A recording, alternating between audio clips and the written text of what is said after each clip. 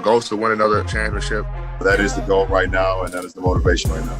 I ain't choose the game chose me.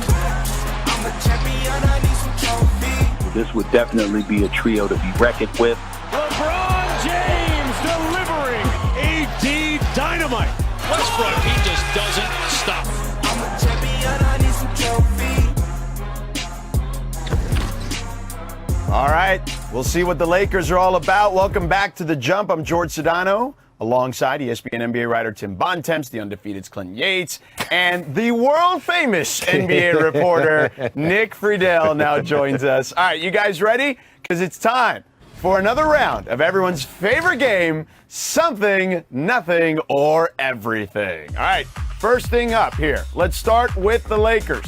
LeBron James and the Lakers made a flurry of offseason moves, including trading for Russell Westbrook, bringing in Carmelo Anthony, Dwight Howard, Malik Monk, Kent Bazemore, Wayne Ellington, Kendrick Nunn, among others. So, Nick, let's start with you. Lakers offseason moves are something, nothing, or everything. This is a big something, George, because they've recreated essentially the 2012 All-Star team in 2021. I don't know what the hell is going to happen a few years down the line, but this is the team that is built to win this season. I don't know if they have enough to finish out in 82 games, but it is sure as hell going to be fun to watch, and the characters in play make this a day-to-day, real-life sports drama. I mean, there's no question that that's true. I mean, the Lakers are going to be the most fascinating team in the league this year. But if you're talking about, is this going to change the Lakers' title chances? I think it's nothing. Because you look at this team, and I don't think they're better than last year's team. You know, last year's team had Anthony Davis and LeBron James, and a team that had one of the best defenses in the NBA. And they had a real identity. What is the identity of this Lakers team? They have to figure out how Russell Westbrook and LeBron James are going to play together. I don't think that fit's going to be great. They've brought in all these minimum players, some of them decent signings, you know, getting guys like Wayne Ellington, Trevor Ariza, you know, Melo can come in and score for them off the bench. Kendrick Nunn was a nice mid-level signing. But it's hard to look at this Laker team and see, here's a coherent vision of how they're going to play.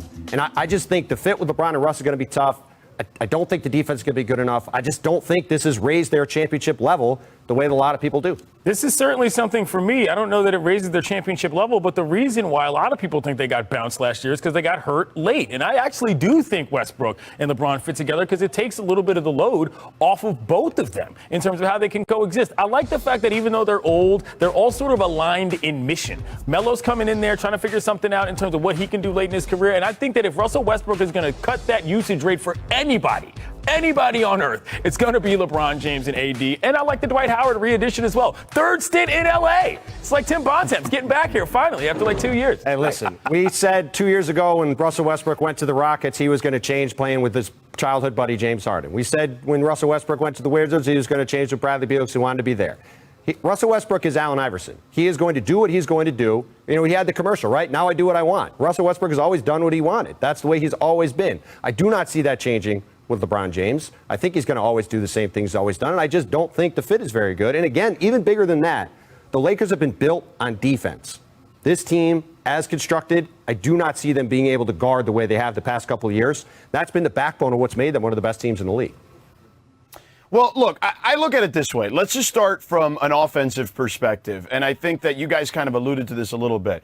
Last year, if I recall the numbers correctly, and Jackie and Ramona and I talked about this yesterday, when LeBron's on the floor, they were the second best offense in the league, okay? When he was off the floor for one reason or another, whether it was injury or just rest, they were the 28th best offense in the league. I do think that you could start, if you're Frank Vogel, staggering some of those minutes a little bit, making sure Russ is on the floor when LeBron's not on the floor. I know those are limited minutes, but that's a good place to start. They also have David Fizdale on this coaching staff, who coached LeBron in Miami, who also played with a player similarly to Russell Westbrook in Dwayne Wade. And I'm not comparing the two. Dwayne Wade is a surefire Hall of Famer. I think Russ is on that trajectory as well. They're a little different even stylistically, but neither was a floor spacer. And Dwayne adapted his game at a much younger age than Russell Westbrook is right now to be able to play around LeBron, became one of the best cutters in the league, and certainly that fit became a lot better after their first season together. Now, they don't have a lot of time, as Nick alluded to. I don't think this is a team that's going to be together forever. But I do think that if there's any time, Tim, that Russ is going to adapt, it's going to be with LeBron James. And if you tell me that LeBron James is going to be healthy this year, I kind of trust him to figure something like this out. I mean, look, again, I'll say it again. Russell Westbrook has not done this in the past, and this is the same year, third year in a row, we've had the same refrain. I'll believe it when I see it, Okay. Well, we'll have to see it. We'll see how it unfolds. Let's go on to the next one here. Off to the Great Northwest, where Dame Lillard was shutting down a Lakers fan. Speaking of the Lakers, yesterday Dame responded to a Twitter user who tweeted, "How much y'all want to bet that before the NBA season starts, the Lakers will still get Damian Lillard?" Dame tweeted back, "Bet $1 million." Clinton, Dame clapping back at a fan on Twitter. Something, nothing, or everything. Not unlike Gary Payton II's dunk in Summer League. This is everything, okay? Your boy is here for the clapbacks, all right? All y'all know that if you come in correct on the bird, I just might bang you out. No, I'm kidding. But I like this because it shows fan engagement, and he has a history of this. One time he was wearing a shirt, and some guy tried to get on him, and he told him it was a Lamborghini carpet, okay? Look at that, okay? That's A+ level Twitter game right there. This is everything to me. I love this. Dame's incredible on Twitter. This is everything for me because the Lakers just traded everything they had to get Russell Westbrook. What are they trading for Damian Lillard? LeBron James? Anthony Davis? Like, sure, they could trade one of them to the Blazers. Blazers say, sure, we could do that. Anything short of that, they're going to say thanks, but no thanks, and hang up the phone. So that's why it's everything for me. It's a great tweet, and there's no chance of Dame coming to the Lakers. Guys, this is nothing for me because I think Dame is so sick of all the attention that has been created in the last few weeks with where's he going to go. I don't think he's going to the Lakers. I still believe when all is said and done, if he goes anywhere, he's headed to the Knicks with Tibbs to play on the stage at Madison Square Garden. But in the meantime, I would be stunned if he started the year anywhere other than Portland. There's way too much time left on that deal, and I don't think any team is going to go all in right now knowing that there's so much uncertainty moving forward. To your point, though, this is the guy everybody's going to be watching until he gets traded, right? Portland's going to be down in the play-in tournament range probably. He's already voiced earlier this summer that he needs the team to get better, to commit to for him to realize it's a place where he can win long-term. They're kind of the same team they were last year. This is clearly something that's going to be hanging out there wherever it ends up until there's some kind of resolution. Yeah, I think it's nothing in regards to the Lakers, as you pointed out, Tim. I do think it's something in regards to, I just love Dame on Twitter, as Clinton said. Like, I just love the fact that he is so active on Twitter. All right, let's shift gears to the Bay Area, where Dame is from originally. In an interview with Carmelo Anthony's What's in Your Glass podcast. I love this, a wine podcast. Steph Curry discusses his desire to play in the 2024 Olympics. Let's take a listen. Will we see you in Paris in 24? I mean, I hope so, bro. Like this year, I don't have any regrets about not playing. Just personally, wasn't the right time, and knowing that, that everything went this year, and looking forward to next year. But it is only 3 years away, so that's a long time now, champ. That's a long time. I know. You see, I'm trying to will it and speak it into existence. That's a long time. We'll see if these legs can do what they need to do, but that would be an amazing opportunity. I haven't played in the Olympics, and that's what made this kind of summer decision extremely difficult. Knowing I hadn't had that opportunity, but we'd love to play. What do you think Carmelo had in that glass? Was it a cab, a Bordeaux? I'm a Malbec guy. I need to know. Pinot Noir, maybe? I mean, I had a nice Bordeaux at dinner last night. It holds the step. That was great. It's so great. All right, so Nick, let's start with you. Steph wanting to play in the 2024 Olympics, something, nothing, or everything. You cover that team. George, it's a little something, but it's not much. There are 3 years here. All Steph said in the last year and a half prior to the pandemic was, I'm playing in Tokyo. I'm going to Tokyo. I want to be there. And then all this stuff happened. He got hurt. He didn't go anymore. There's only 2 things left in an all-time great career like Steph's had to this point that he doesn't have now. Finals MVP and a gold medal. I'd be really surprised if he was able to get back to the finals. The gold medal is something he really wants. I think he really wants to go to Paris, but there is a long time, even 3 years between right now and what may happen a couple years down the line. I'm going to say everything because the Olympics are in Paris in 3 years. And there's hopefully not going to be a pandemic at that point. I think you're going to see a ton of guys wanting to play in that Olympics. That's an awesome city. That's going to be, the first Olympics in 8 years where you don't have all this stuff going on this year, like in Tokyo, where you saw a lot of guys be iffy about having to go quarantine and sort of be in a bubble again. At that point, Steph will be 36, to your point, Nick. Obviously, he's done everything else in his career. And if he wants to be an Olympian, I think he'll be on the team. He's earned that cachet, I think, at this point. And look, with his shooting ability, even at 36, he's going to be a guy that's going to be able to help them in FIBA games in the Olympics. So I think as long as, like you said, he spent the last year and a half saying he'd play in Tokyo, but I think for a lot of reasons, I'm expecting Steph to play in Paris in 2024. It's a big nothing for me. I just think USA basketball is a wayward thing. What are we trying to do here? Simply win gold medals by bringing old guys back from the NBA after they're done with the playoffs? Or are we trying to develop dudes into stars, perhaps to be somewhere else and have some continuity? Steph Curry at that age in the Olympics, it's just not a big thing for me. I don't gather with my boys to watch USA basketball, and neither do you. Trust me. Okay. Well, I think it's something. I do think that to Nick's point on his resume, it's something that's missing at this point. And look, I just want to think that these guys want to do this because they also want to make the commitment. What we've seen here is over the last several Olympics, unlike 2008 with the Redeem team, that the commitments have become shorter and shorter and shorter. And I think that continuity is a thing as the rest of the world catches up. All right, Clinton, thank you so much. Go try a Malbec for lunch somewhere. Always here to represent the handsome man. You have to really enjoy these moments because this is the most fun you're going to have in basketball. I worked hard to get to this point. Every game, come in with confidence. My game is running strong. Came to prove I'm wrong. I've been in the trenches and won't be that way for long. It go like, oh my, hello nasty.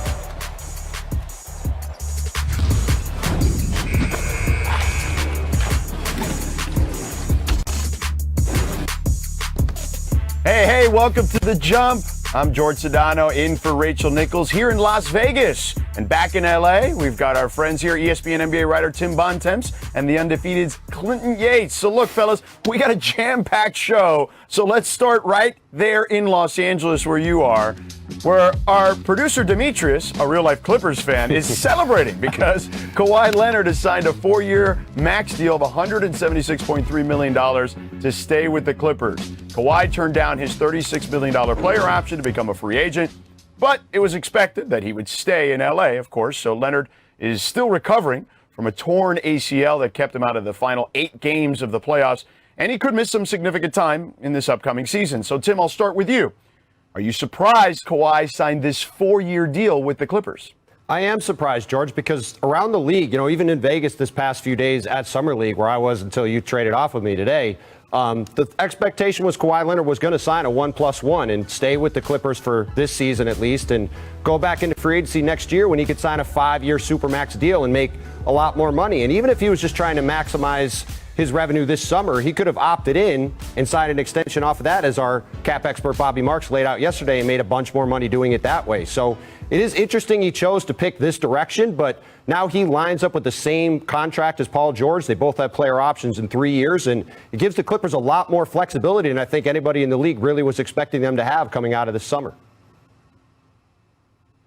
I think for me, it also means that there's some level of stability as well as flexibility, because it's not like, oh, there's an injury. Oh, what's going on with his uncle? Oh, is he going to play? Oh, is he sitting in the crowd or is he sitting on the set? Like, it finally means Kawhi is with the Clippers as well as PG, and we can get on with that particular portion of all of the variables, which is a good thing. I was getting, frankly, a little tired of hearing about Kawhi's every move every 2 seconds. I'd like to think that he wanted to be with this team to some degree for a decent amount of time, and this shows that even if he opts out at the end, he's committed to the next couple years because he knows that he's got a rehab and he's got some guys there that are counting on him. Yeah, certainly that is great news for the Clippers organization. I don't think there's any question. By the way, an organization that hasn't had a ton of stability, more so recently, obviously, under Steve Ballmer, but historically, we all know that that's the case. But it is interesting, Tim, because you did mention the 1+1, and Bobby Marks, as you pointed out, mentioned that. Do we have the tweet or do we have a graphic of what Kawhi's financial situation could have looked like? Because, again, here's what his extension is. You see the numbers there, 39, 42, 45, and 48 approximately, almost 49 in the last year of the deal. He could have signed a 4-year deal, $187 million extension if he had opted in to the $36 million player option for this upcoming season. And then the total would have been $223 million. So, Clinton, I'll go back to you real quick on Kawhi. Do you think that just the injury played a factor in this? I do, and I think that probably plays a factor in psychologically, again, your rehab game. If you're thinking about contracts while you're trying to get your body together, I'm not a doctor, nor am I a capologist as Bobby Marks, but I can tell you when your mind's on your money, your mind is not necessarily on your body in the same way. And listen, I realize we're arguing about tens of $1 million after the 150-plus mark. I understand that this is not necessarily, somebody who's picking for pennies here, but I do think it matters, and that's where the stability factor comes in. At some point, after guys like us are talking about him every single day, it's like, you know what, can we just do this so that I can get this done, and also so that my team understands what my commitment is. I think that's a big part of it for sure. Yeah, and certainly if you look around the NBA, the way this played out, the fact that everybody went on with their business and got their stuff done, it wasn't like teams were waiting like a couple years ago to see where Kawhi Leonard was going to go. So the expectation was one way or the other, as Clinton said, he was going to be in L.A. It's really just a matter of how he was going to decide to commit to his time. And this is a big thing for the Clippers. To get 3 years, as Clinton said, with stability there, it's a really big deal for them. Yeah, and of course, producer Demetrius gets to just have a sigh of relief here now after the Clippers get their guys signed, sealed, and delivered. Yeah, him and Clipper Darrell basically get to have a cocktail together, perhaps, to celebrate. All right, let's move on. Major League Baseball hit a home run last night. The Field of Dreams game was awesome, and it had a perfect Hollywood ending with Tim Anderson of the White Sox smashing a walk-off home run over the New York Yankees. Clinton, you were at the game last night, traveled all the way to L.A. to help us out here. How cool was the experience? And what do you think the NBA could do to do a version of Field of Dreams? That was pretty cool. They did a lot, if you know what I'm saying. It was quite the production, if you get my meaning. There was a whole lot going on, but a lot of people liked it, and it looked great on TV. But let me tell you the NBA version. I live in Venice Beach for one reason and one reason only, because I walked into a movie theater after I saw a different movie, and I wasn't allowed to go into a rated R movie, but I saw White Men Can't Jump anyway, and guess what? 30 years later, I live there because it's that dope. Look, Muscle Beach, check it out. We got the handball courts. We got the lovely beaches. There's a skate park there as well. Tremendous graffiti walls as well. Just beautiful locale, all right? There's a reason why your boy's there almost every day, all right? That's where I would play basketball. Check them out, hooping. Great place to sit, too. It's fantastic.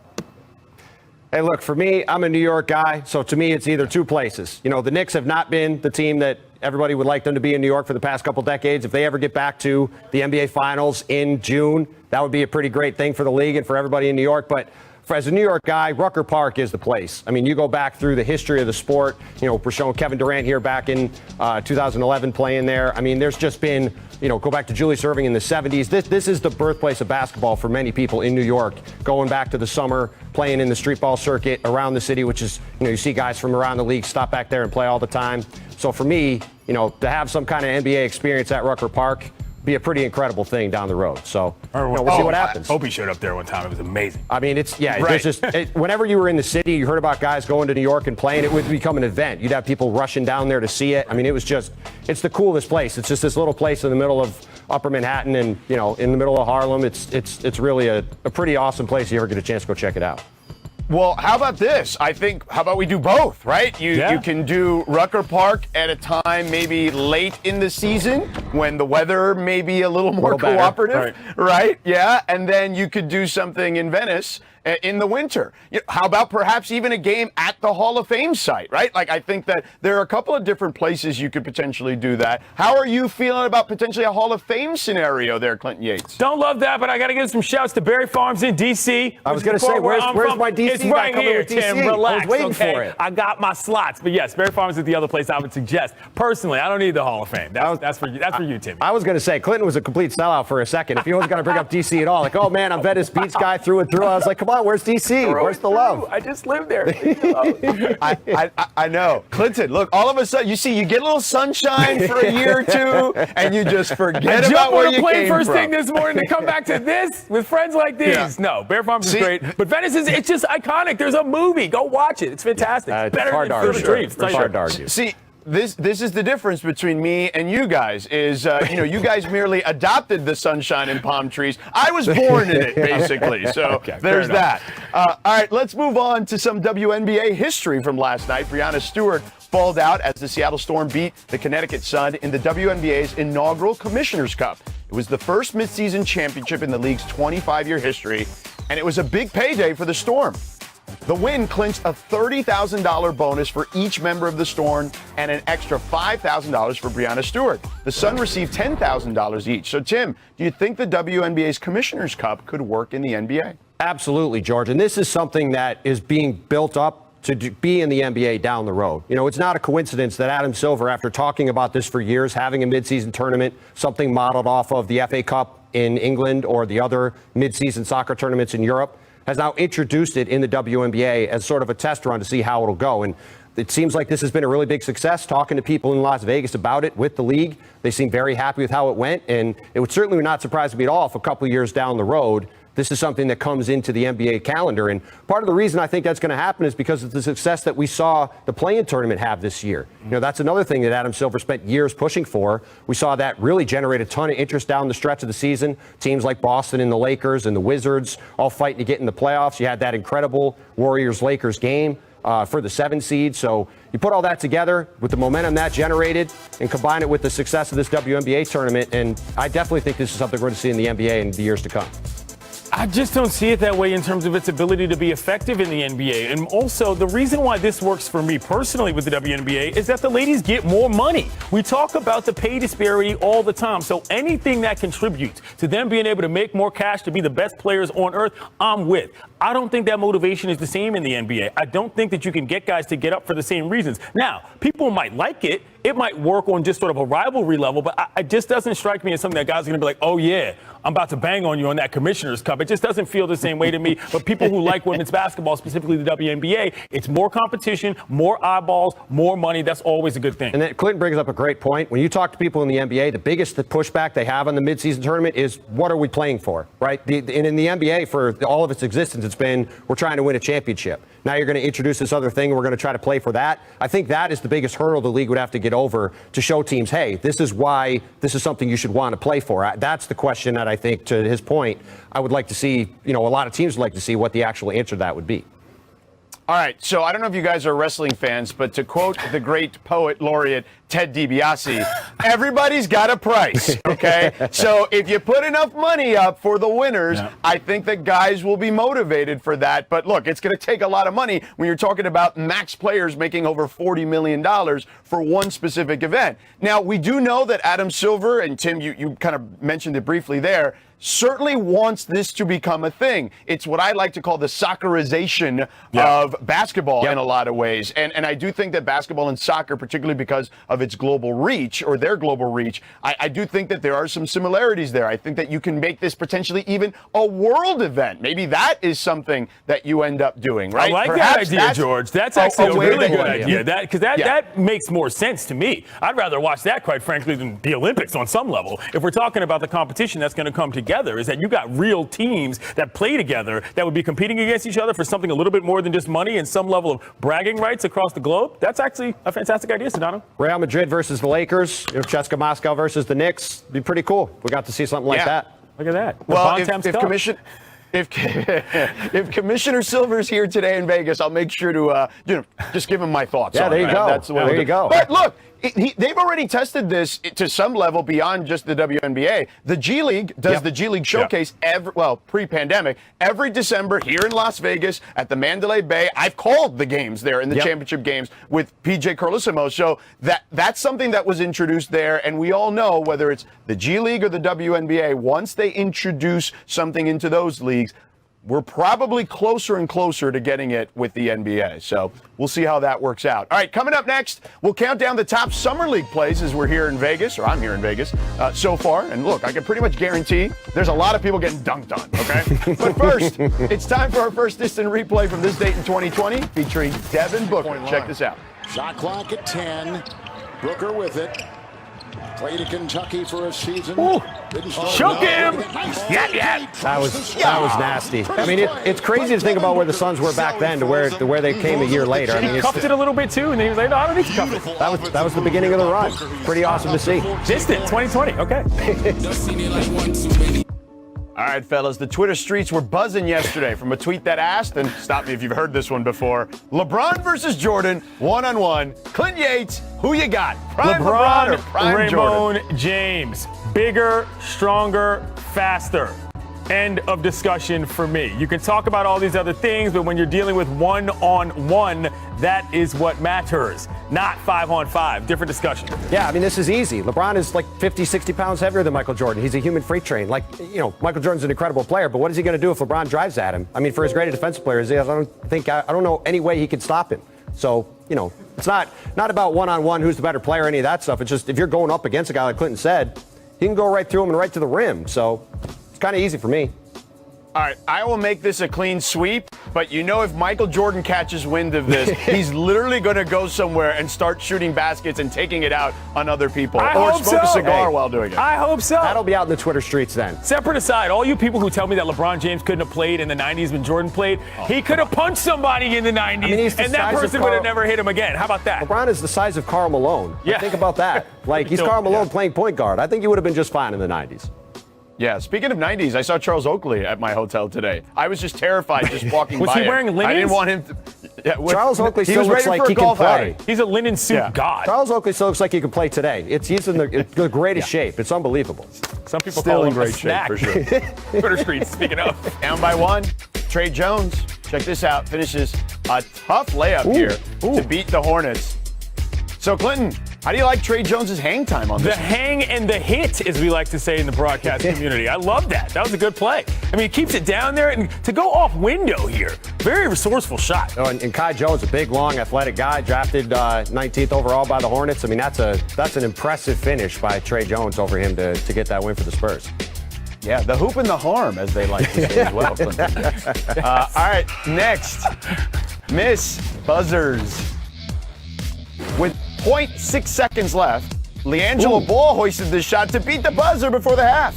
Tim, has LiAngelo done enough to secure a spot on an NBA roster? I mean, secure a spot on an NBA roster, no. I'd be pretty surprised if he's not in training camp with the Hornets after the way things have gone in Charlotte with Summer League. I mean, obviously his brother is there too, but, we'll see if he gets into the G League. But given where LiAngelo Ball was coming into Summer League, the fact he's played like this, he was working out with the Hornets beforehand, got himself on the roster, did some stuff. Pretty impressive setup for him. Forget about all this real analysis. Get this guy in the league so we can have all three Ball brothers playing. What are we talking about here? This would be the best marketing thing the NBA has seen in a long time. The family business, coming from nothing to something. I would love this. I don't care what team he plays for. Ted Leonsis, sign him up. I will say this. He's hit a lot of threes here at Summer League, and LeVar's been out here as well. So, all right, next. Make sudden death. In sudden death, Cam Thomas loses the ball, but beats the shot clock buzzer with this one-legged three-pointer to win it for Brooklyn. Clinton, how ridiculous was that shot? Extremely, but what was more ridiculous was the move he was trying to put on him beforehand. This is like the epitome of a Summer League play. Cross up, near turnover, heave. Oh, yeah, buddy, I got you. Okay. Yes. I was at this game for this play, and I was dying at his reaction afterward because he almost turns the ball over 3 times. He flings this ball up with the shot clock, and then he acts like he knew what he was doing the whole time. It's like, Cam Thomas, you flung this ball up in the air. It fell in. It was a total accident. Like, come on. Look at the celebration. It's like, oh, yeah, I got it. Like, I was dying watching that from the stands. That was amazing. All right, sticking to Summer League and this theme, it's time to run it back. The best dunks of Summer League so far. At number 3, we got Jericho Sims here with this alley-oop. Hello. A little smooth jazz, by the way, on the background. You got to make a business decision there. He almost broke his hand on top of getting completely banged on and getting kicked to the ground. That's tough. All right, let's go to number 2 here. Jalen Suggs with the monster putback. I would love Tim, to what do you see think? a return of the putback dunk. Sorry. Putback. I'd love the putback dunk. And I was there for this one too. That was a monster one. That was another one. Everybody went, whoa. I mean, Jalen Suggs had a monster week. That was a heck of a dunk from him. And number 1, Kai Jones with the poster there. Well, this is one of those, have we figured out a word for those kinds of dunks yet? Where you sort of don't really get rim, but the ball goes in at an extension point that is. Probably should call it to Blake Griffin, but look, Kai Jones and LaMelo Ball in Charlotte is going to be unbelievable. This kid is a track star. He jumps out of the gym, running up and down the court with LaMelo Ball throwing him 50-foot alley-oops. Like, that was the perfect place for him to land. I am so excited to see him on the court with the Hornets running up and down. That's going to be really, really fun to see. I love the Hornets. Yeah, league pass for beasts. sure. Yeah, they are absolutely a league pass gem. There's no doubt about that. Hey, we got a special treat for you here. Make sure you check out what we've got coming up here in this particular segment with our friend Mark Spears. He's got an episode of the Undefeated's Hoop Stories here, and this one is a crazy one about James Harden. Let's take a listen. So we're in the bar, and some guy keeps bugging James. to the point where the bodyguard has to step in.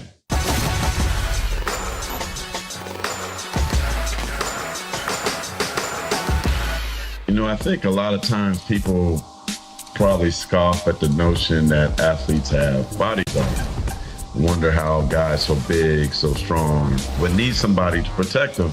And I think you got to realize that bodyguards have to be the bad guy. They got to tell people no and keep people away and keep the wrong people away. Remember in James Harden's first season with the Houston Rockets, one of their assistant coaches, a friend of mine by the name of JB Bickerstaff, he's like, yo, let's go get a drink after the game and catch up. I was like, cool. I pick him up from the hotel. We go to this like little lounge in San Francisco. And to our surprise, James Harden is there with his bodyguard. And his bodyguard, though, wasn't what you expect. He had like this 5'7" white dude. And I was like, man, he must have a big gun or something, because this guy doesn't look intimidating in the least. So we're in the bar, and some guy keeps bugging James to the point where the bodyguard has to step in. And this guy's a lot bigger than the bodyguard. So they have words, and the words get louder. And then all of a sudden, there's pushing. It gets physical. So James Harden's bodyguard is on the ground all of a sudden, fighting this man, and the other guy is beating up James Harden's bodyguard. Meanwhile, James Harden is just watching, like, he didn't get involved or nothing. He's just watching. And to our surprise, this mystery man was beating up James Harden's bodyguard. So all of a sudden, the club guys come in, club security. These are really, really big dudes. They come in and grab both of them, and they're about to knock them out and throw them out of the club. And then finally, we're like, yo, that guy's with the Rockets. That guy's with the Rockets. So they're like, all right. They threw the other guy out. And the disappointment in James' eyes, man. Just the disappointment that this guy was his bodyguard and he just got his butt kicked in front of everybody.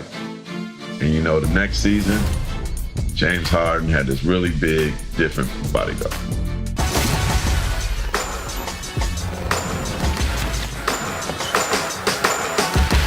A lot of action after 6 o'clock. Breaking news. Breaking news. Breaking news. And more breaking news. Woj bomb. Say Woj bomb. Brody is going back to his hometown of L.A. Kemba Walker is heading home. They're on the come up. I'm good with that. I mean, the Bulls are swinging hard here. Chris Paul was the most important player. This is the best signing. Oh, I love it. All right, with some of the moves that have happened during the offseason, we're going to get into a couple of questions here, particularly this one. Which conference is now stronger, the East or the West? Tim, go. I think it's the East, and I think it's clearly the East now. You know, for a long time, the Western Conference has been the superior one, but you look at the way this is shaken out right now, I think that the Milwaukee Bucks and the Brooklyn Nets are the two best teams in the league by a fairly significant amount. I think you can argue that your Miami Heat, George, are as good or better than any of these top teams in the West. And I think when you look at the Eastern Conference from top to bottom, there are 12 teams that are legitimate playoff caliber teams. There's really only Orlando, Cleveland, and Detroit that you go into the season thinking these are not quality playoff level teams. So I think the East is deeper, and I think at the top it's stronger than the West, which is not something we've been able to say for a very long time. George, I'm with Timmy B here completely, because it has been about 15, 20 years at least where you thought the East is legitimately pretty good, but the key word to me is the depth. Because top to bottom, you're looking at these teams, and most of these teams think they have a legitimate chance not only to get into the postseason, but make noise once they get in and start rolling. So I love the Nets and the Bucks. I think the Heat are going to be really, really solid. And when you compare that to what's in the West right now, yes, you have some teams that have a chance to get into the finals and get rolling, but you don't feel the same way about the top of the West, at least I don't, that you do the top of the East and once you start getting in the 5, 6, 7, 8 range. Well, I'm here in Vegas, and I've seen some boards, prediction boards, and you can bet on these what's potentially going to happen next season. There's a lot of Western teams near the top of those boards that I've seen here in Vegas, so I'm going to disagree. While I do agree that the East is way better than it's been in a long, long time, this is probably as strong an East as we've seen in easily 10 years, maybe longer than that. And look, Brooklyn is the team to beat for most people. I think the Lakers are the next betting favorite. But let's look at the West. I think Denver, when they're healthy, is a team that is as good as almost any team in the East outside of Brooklyn. Okay, I look at Utah. I think what they did last year, I think they can still build off being the number 1 seed. We saw the Phoenix Suns get to the NBA Finals. I'm curious to see if Luka and Porzingis can make something work. I still feel like the West not only has better teams at the top or teams that are more championship caliber, but I still feel like there's more depth there. Even teams like Minnesota, if they make one move, I still feel like they're better than the Orlandos of the world in the Eastern Conference or the Torontos of the world. Yeah, I couldn't disagree. Yeah, I mean, Minnesota would be better than Orlando, who might be the worst team in the league. I mean, they would not be they would not make the playoffs in the East. They'll have it. The Minnesota Timberwolves will have an easier time making the playoffs in the Western Conference. They would not make the playoffs in the East, full stop. So. Okay, but what I'm saying is that if we're going to separate it into a couple of tiers, like championship level, then playoff level, and then the rest, I feel like the West is stronger in each of those particular categories. So, all right, let's move on, though. Let's talk about the East, since you're high on the East. The Bulls had a strong offseason, adding Lonzo Ball, DeMar DeRozan, and Alex Caruso. Nick, you covered that team. Do you think they increased their playoff chances? I think they increased their chances only to a point, though. And, George, this is what stuns me, having covered Jerry and Michael Reinsdorf for years and years. That was an ownership group that did not want to go all in to potentially be a team that got bounced in the first or second round of the playoffs. Well, guess what they just did? They went completely all in on a team that at its highest ceiling maybe gets to the second round of the postseason. So I'm still surprised. I know Karnisovas and Eversley are trying to do their own thing in that front office, and I know fans are excited. But when I look at that team in comparison to the rest of the East, I just don't think they improve that much where you can start looking at them going, oh, okay, I see them having a legitimate chance to get up to the top of the Eastern Conference. Look, my guy Nick has covered the Bulls for a long time, and he nailed it on the head. The Bulls have gone all in on 2 sub-all-star 30-year-old guys in Nick Vucevic and DeMar DeRozan to try to keep a guy in Zach LaVine who has never been on a winning team and now is going to be a free agent year and could leave. And I think there's a real chance the Bulls don't even make the play-in tournament. When you talk about this depth in the Eastern Conference, I think they could finish 11th or 12th very easily. They're going to have a terrible defense. And you look at the way this team is built, like, yes, those guys are durable, but I do not see them having any kind of high ceiling. And now they can't trade a draft pick until what, 2030, 2040? I mean, they've just put themselves in a box for what? For no high ceiling at all. Like Nick said, it's baffling after all the painstaking rebuild they went to not keep Jimmy Butler, who is, by the way, better than all of these guys they have. It's just really strange what the Bulls have set themselves up with here. Yeah, I agree with you defensively. I don't know how they're going to be able to play defense on that team. I still think they can sneak into the playoffs, certainly in the play-in scenario, so I disagree on that just a little bit. All right, let's move on here. Coming up, what's the biggest takeaway from NBA Summer League so far? Oh, we'll get that for you as we wrap it up here. One more segment to go after the break on The Jump.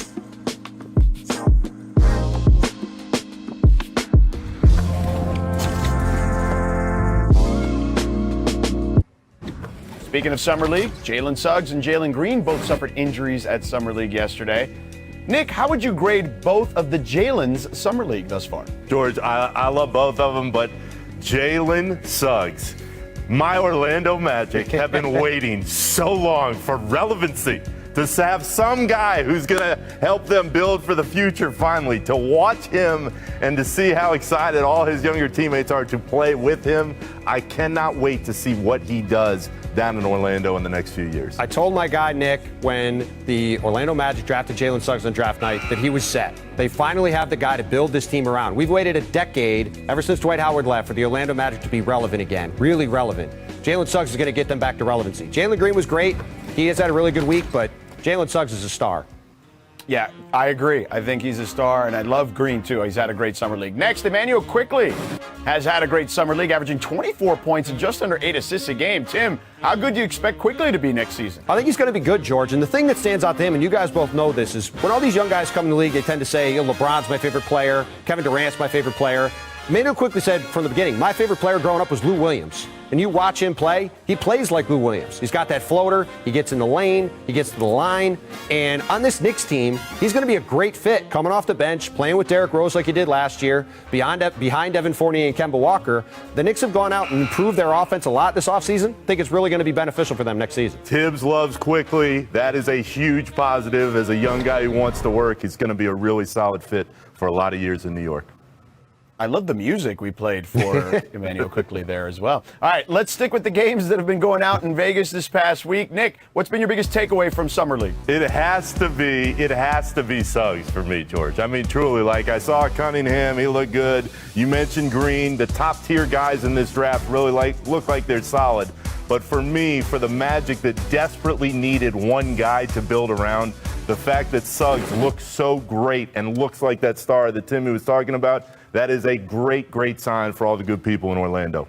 Beyond the Orlando homer here, the thing that stands out to me is that you look across the NBA, there's something to watch on every team. Yeah. And you saw a lot of these top picks this year went to teams that needed a boost. Talk about Orlando getting Jalen Suggs, Detroit getting Cade Cunningham, Houston getting Jalen Green and Alperen Sengun, Cleveland getting Evan Mobley. Up and down the league, all 30 teams, I can look at them and say, I want to watch this guy play. I think for the health of the league, that's a great place for things to be.